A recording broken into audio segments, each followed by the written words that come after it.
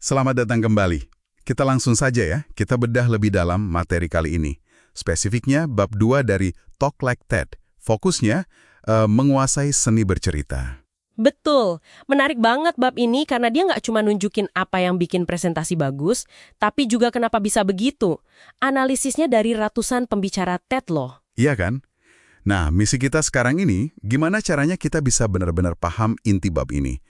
Kenapa sih cerita itu punya kekuatan dahsyat gitu ya? Bisa nyentuh hati, bisa nyentuh pikiran juga. Dan yang penting, gimana kita atau Anda yang dengerin bisa pakai kekuatan itu. Ini bukan sekedar nambahin cerita lucu di awal gitu, tapi lebih dalam dari itu. Ada mekanismenya. Tepat sekali.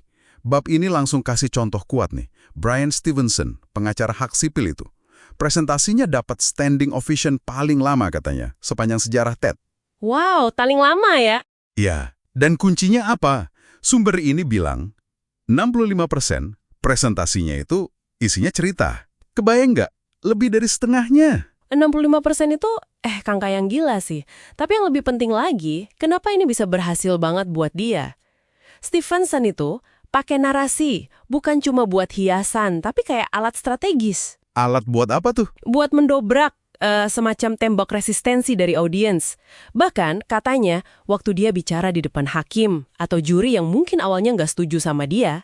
Wah, jadi cerita itu bukan pemanis doang ya, tapi bisa jadi senjata utama buat persuasi. Persis. Nah, disinilah sainsnya masuk. Ini bagian yang menurut saya paling keren. Sumber ini nyebut soal studi fMRI, pemindahan otak itu. Oh, yang bisa lihat aktivitas otak itu ya? Iya. Hasilnya nunjukin kalau cerita itu dia mengaktifkan dan melibatkan bisa dibilang seluruh bagian otak. Jauh beda kalau kita cuma dikasih data mentah atau ya bullet points gitu. Cuma pusat berasa aja ya kalau bullet points. Biasanya gitu. Nah, kalau cerita, itu lebih holistik ke otak. Malah ada penelitian lain dari Yuri Hessen di Princeton, disebut juga di sumber ini. Penelitian tentang apa itu? Namanya brain-to-brain coupling. Semacam keterkopelan otak gitu. Jadi pas kita dengerin cerita, aktivitas otak kita itu jadi sinkron sama otak si pencerita. Serius? Kayak nyambung gitu ya otaknya. Iya, kayak ada jembatan neurologis langsung. Makanya ide, pemahaman, dan terutama emosi itu bisa tertanam lebih dalam. Jadi kalau dibilang cerita nyentuh kepala dan hati, itu ada penjelasan ilmiahnya loh. Luar biasa ya. Gimana koneksi antar manusia bisa dijelasin sampai level otak gitu. Oke, terus gimana cara kita prakteknya nih? Bab ini kan ngasih tahu ada 3 jenis cerita utama ya. Betul. Yang pertama, dan ini mungkin yang paling kuat efeknya, cerita pribadi. Contohnya gimana tuh? Kayak Dan Ariely, dia cerita pengalamannya sendiri yang cukup traumatis ya, bertahun-tahun di unit luka bakar.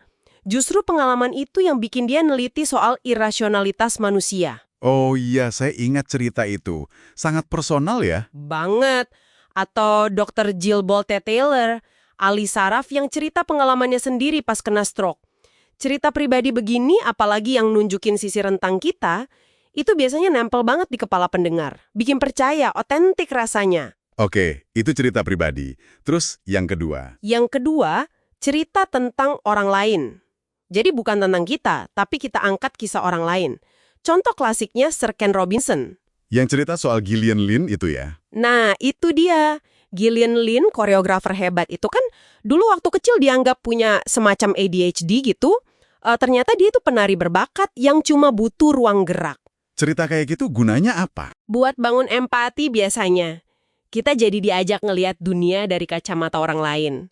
Sumber ini juga nyebut Joel Osteen. Dia sering pakai kisah-kisah inspiratif orang lain buat ngajarin nilai kayak kegigihan gitu. Jadi fokusnya ke pelajaran universal dari pengalaman orang lain ya? Tepat. Nah, yang ketiga, ini juga menarik. Cerita tentang kesuksesan merek atau ide. Ini lebih ke bisnis atau produk gitu ya? Bisa jadi.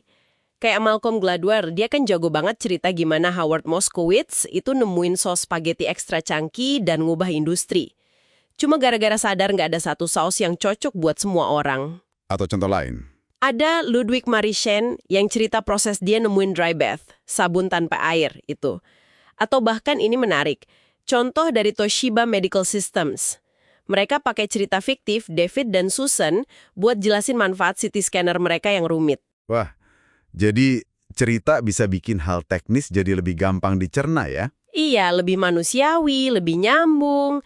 Jadi intinya dari semua contoh tadi, kelihatan kan benang merahnya? Cerita itu dasar dari persuasi, bukan hiasan. Fondasi ya? Fondasi. Dan ini didukung sains tadi. Kayak kata Brené Brown yang dikutip di sini, cerita itu data dengan jiwa. Dia ngasih konteks emosi ke fakta. Dan jangan lupa, penting juga soal kekuatan kata-kata. Maksudnya? Pakai bahasa yang hidup, yang spesifik, yang gugah rasa. Jangan pakai jargon klise atau bahasa korporat yang kaku. Itu yang bikin cerita jadi benar-benar hidup.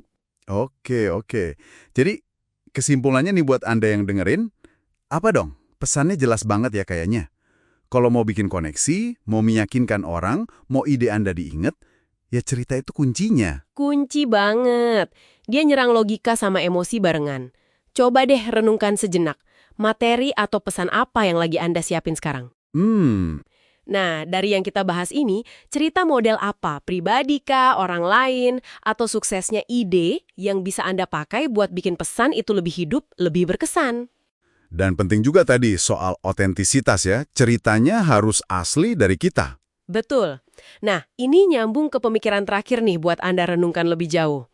Gimana kalau cerita yang perlu Anda sampaikan itu agak rumit, atau sensitif, atau malah nantang pandangan audiens? Wah, itu tantangan lain lagi ya. Iya. Gimana cara Anda membingkai ceritanya, milih detailnya, bangun jembatan emosinya, itu bisa jadi sama pentingnya sama teknik dasarnya. Sesuatu buat dieksplorasi lebih dalam lagi nih.